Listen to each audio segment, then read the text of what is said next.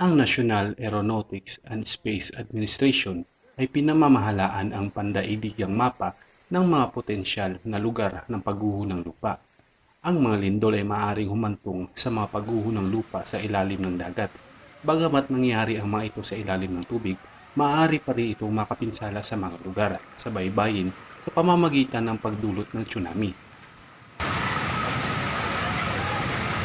Gadang nyo ko ng gadang ko yang baraso ko ako nyo ko yang baraso ko masawah la ilaha illallah la ilaha illallah la ilaha illallah